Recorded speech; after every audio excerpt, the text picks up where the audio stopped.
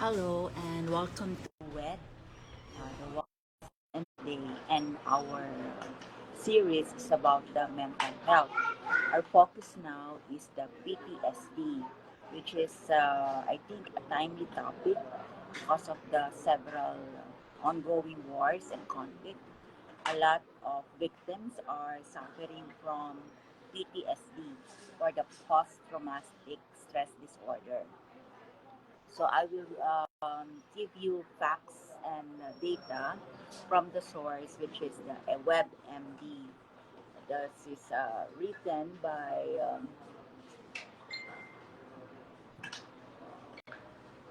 the WebMD editorial contributors and medically reviewed by Zipa Sheikh, Dr. Zipa Sheikh, last July 14, 2024. So we're doing this for educational purposes only, right? So what is symptoms of PTSD? Hello, RJ. Okay. So the symptoms of PTSD are the following. There are certain criteria for a PTSD diagnosis. You have to have been impacted by a stressful event beyond what most people are able to deal with. The symptoms have gone for at least a month. This often begin within 3 months of the event, but it may take years for them to appear. While one person's symptoms may be more intense than another, they must cause significant problems in your personal work or life. You also have to have symptoms from each of these four categories. Okay?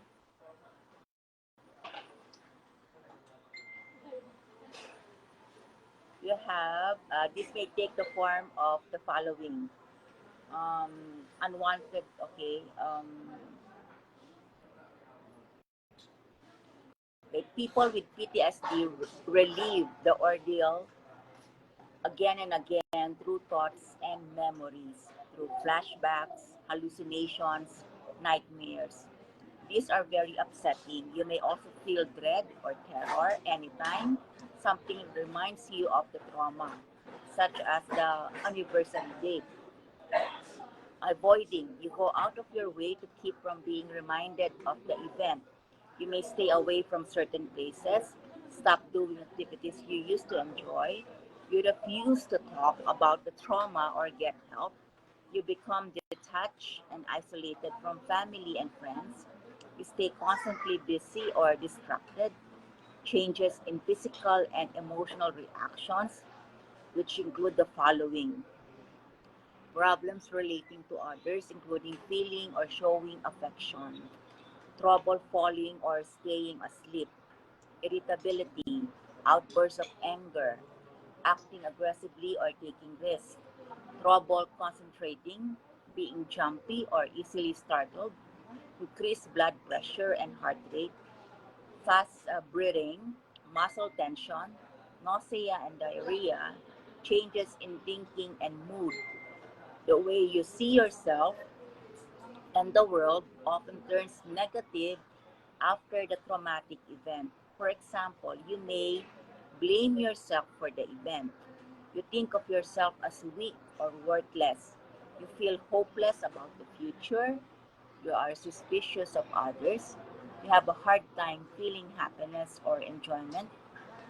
And then PTSD symptoms may increase or become more intense when you feel stress overall, or when you encounter a specific reminder about what happened. So there are flashbacks, PTSD flashbacks.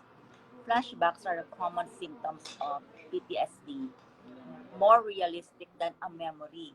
It can seem like the trauma is happening again. You may see the event play out in front of you, like a movie, or experience smells or sounds related to it. Certain things may trigger a flashback for you, or one could seem to come out of the blue, out of nowhere. You may feel very intense emotions during a flashback and have trouble telling what is real. Okay, that is the difference. Okay, you cannot tell what is real from what you can see in your mind. Okay, So experts say this happens because your brain doesn't process and store traumatic memories the way it does uh, other ones. When something causes them to be called up again, you experience them differently from other memories. That's the difference, okay? So you need to talk to your doctor about how to manage them, and these are the following strategies, okay? Learn what triggers flashbacks for you. One, move to a calm, quiet environment when you feel one is starting. So when the memory is starting or the flashback is starting, go to a place where you can be calm. It's a quiet environment. Okay. Tell yourself that you're safe. Okay. Do it yourself. Okay. Tell yourself that you're safe and that the event isn't actually happening. Use techniques to focus on what's real, such as listing or describing things you can see or hear around you. You can learn deep breathing and other relaxation methods. This is the where the mindfulness and wellness can come in. Okay. Signs of PTSD in kids and teens. So even the kids and teens who underwent a very traumatic situation or a very traumatic event will suffer from PTSD. Okay. So children and teenagers may have different symptoms than adults and may have a hard time expressing what they're feeling. Very young children may become clingy and have trouble separating from their parents or their caregivers.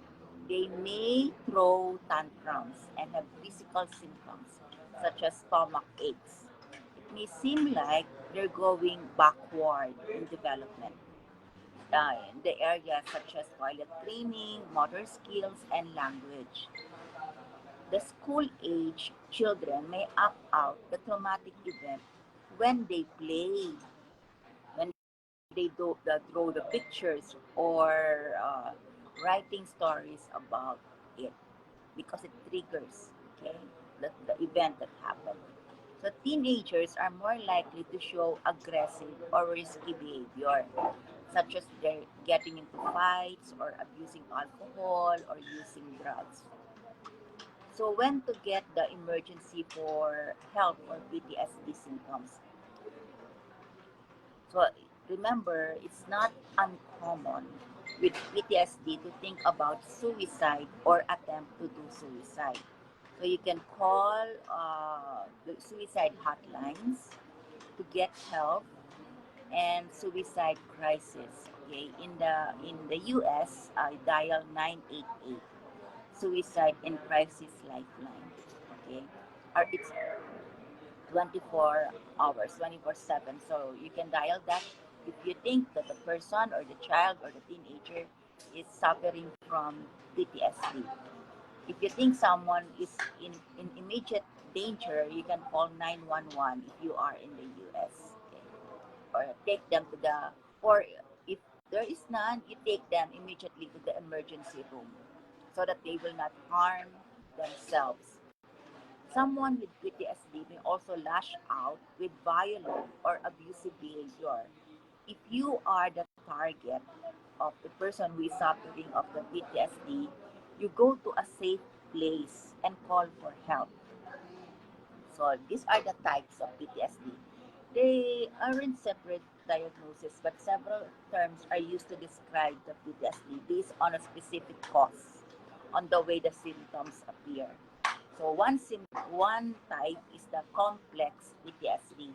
This type has been proposed for the experience of people who've had an ongoing trauma. So they have an ongoing trauma. That's why it's called complex PTSD. So it's not just one traumatic event. This may cause a personality change then that goes beyond other PTSD symptoms. They had trouble managing their emotions and relating to other people. People at risk include the prisoners of war, refugees, and victims of sex trafficking, victims of domestic violence, and victims of child abuse. Another type of PTSD is the delayed onset PTSD, also called PTSD with delayed expression, which means the symptoms started at least 6 months after the event or after the traumatic event. Sometimes the PTSD doesn't develop until years later. So if a person experiences a traumatic event, one traumatic event, it may not show within uh, a certain month. You may not be able to see the symptoms right away, but it can be seen after 6 months or even after a year. So this is called the delayed PTSD. Another type is the birth trauma. Birth trauma. Childbirth can be a source of trauma. So maybe you had a particularly difficult or painful delivery, you needed an emergency C-section, or you or your baby had to have other emergency treatment. So it can also affect you if you're the partner of someone who went through a traumatic childbirth. So if you've seen or you are a partner of a person of uh, seen a traumatic childbirth, you can experience this birth trauma. And the person, of course, who underwent that birthing event will experience that birth trauma. Okay. And then there is the racial trauma. Okay, um, the racial trauma or PTSD symptoms can come from experiencing hate, discrimination, and other forms of racism. Then there is the military PTSD. Okay, military veterans are more likely to have PTSD than civilians, particularly those who were involved in combat. Then there is the secondary trauma. If the traumatic event happened to someone else, but you're having PTSD, that may be referred to as secondary trauma. It can happen to people such as the first responders, the journalists, the witnesses to a crime or accident, or a caregiver for someone with PTSD. So remember that. So it's not only the person who actually experienced the direct uh, traumatic event or situation, but even those who responded. So those who responded, those who reported, like the journalists, like the first responders, those who saw the crime, those who are caregivers of those suffering from PTSD can have secondary trauma. So what are the causes and risk factors? Everyone reacts to traumatic events differently. Each person is unique in their ability to manage the fear, stress, and the threat posed by traumatic event or situation. So for that reason, not everyone who has a trauma will develop PTSD. So not everyone who underwent a traumatic event can have PTSD. Others don't have it. Okay, they can. I do not know why. Maybe um, it's their genes, or there is no biological explanation yet on that. Okay. Also, the type of help and support you get from friends, family members, supportive family members, and professionals following the trauma may influence whether you get the PTSD and how serious the symptoms are. So some events that likely to cause the PTSD are the following: okay? Military combat, sexual assault, or the threatening sexual harassment, other physical violence or the threat of it, such as being beaten, kidnapped, or robbed, abuse during childhood, terrorist acts, an accident such as a car crash, house fire, or plane crash, a tornado, flood, wildfire, or any other natural disasters can cause PTSD. Researchers have found brain changes in people who have PTSD that may explain why it causes memory problems. Uh, it can put you on the edge and make you less able to handle the stress. So these are PTSD risk factors. Anyone who had a traumatic event can develop PTSD, but some things may make it more likely. For example, you've experienced other traumatic events. Your job exposes you to a life-threatening situation, often such as first responders and military service members, or you were injured during the event. The event went on for a long time or was especially intense. Also, if you have a history of other mental health problems, if you have blood relatives with mental health problems, if you have a history of alcohol or drug abuse, um, and also if you experience a very traumatic situation, very traumatic event, and then you don't have any supportive family or close friends who will support you or will be there for you all throughout. Okay, to to process your emotions and feelings after undergoing that stressful or that very intense situation that causes your PTSD. Okay, so it's hard to pinpoint exactly how many people have PTSD. In the according to the U.S. Department of Veterans Affairs, estimate is 5% of U.S. adults have it in any given year, and 6% will have it in their lifetimes. So in 2020, in the year 2020, the estimate of people with PTSD is around 13 million people. So it can develop at any age, including childhood. Women are more likely to have it than men, about 8% versus 4%. This may be due to the fact that people assigned female at birth are more likely to be victims of domestic violence, abuse, and rape. So rates are also higher among certain minority groups. One study found a higher percentage of black people experiencing PTSD other than the whites, Hispanics, or Asians. And researchers estimate that more than 40% of people in the LGBTQ plus community have PTSD symptoms. Okay, because of the discrimination on their gender, race, or other part of their identity that causes the stress. Okay.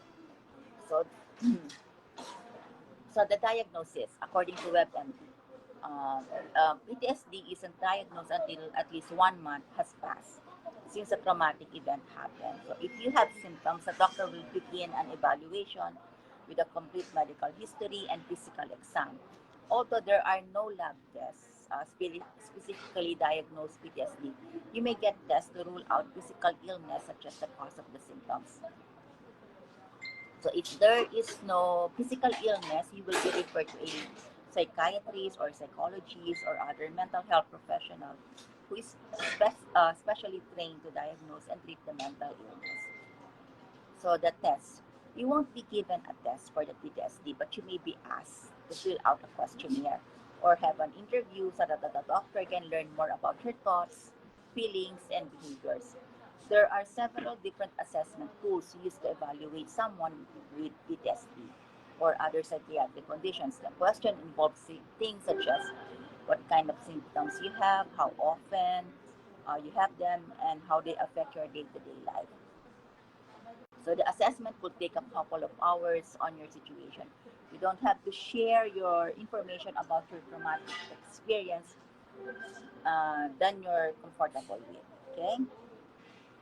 So the goal of the PTSD treatment is to reduce the emotional and physical symptoms and improve how you manage your daily life.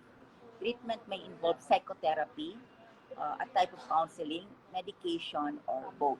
Okay, so there are PTSD medications, but I will not include this in this live video. I will just write it in the description of this video according to the source, the WebMD. Okay.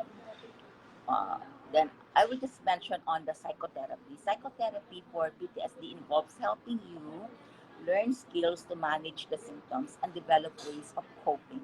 Therapy also aims to teach you and your supportive family about the disorder and help you work through the fears associated with a traumatic event.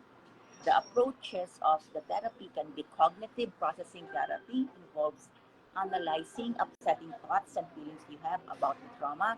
and learning to change the ones that are incorrect or unhelpful.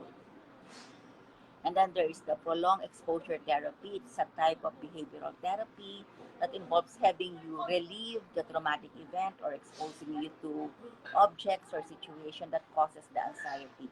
This is done in a well-controlled and safe environment.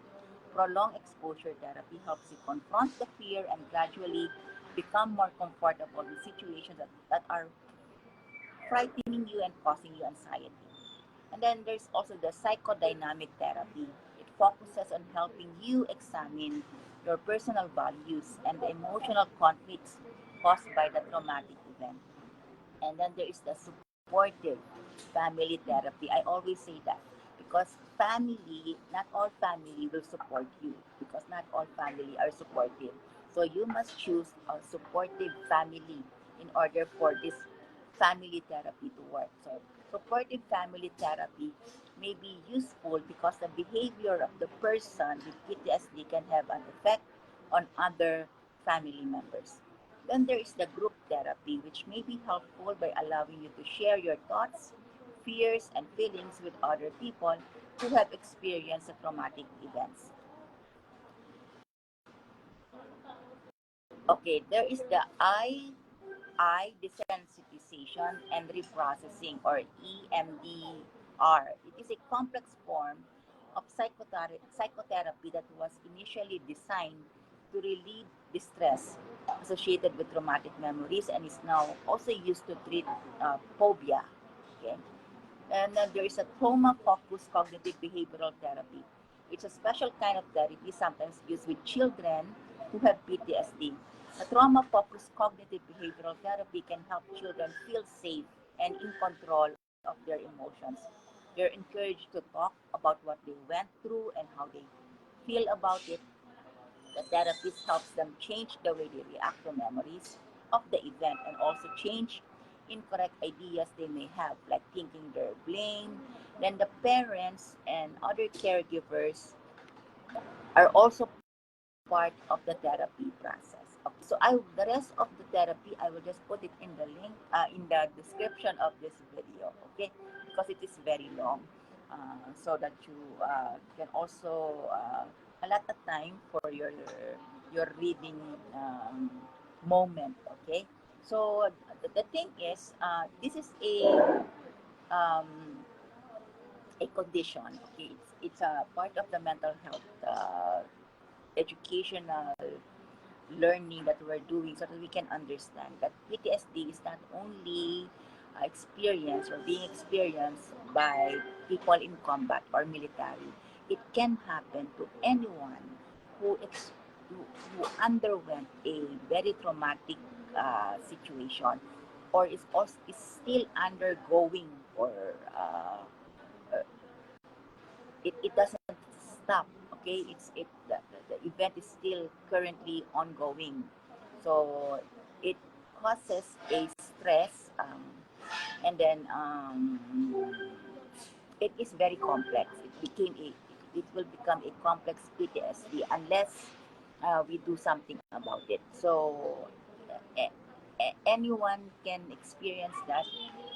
No one is immune to this kind of mental health condition. Okay, so what we can do is to manage it and then to find ways on how to heal our trauma and then to take care of our body so that all the physical condition that were effects of this PTSD can be addressed. Okay, so if you want to know more on this thing, I conduct sessions on how to heal your trauma workshop.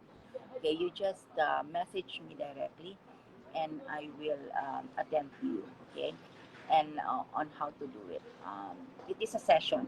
It's not bio online. It's actual session workshop activity.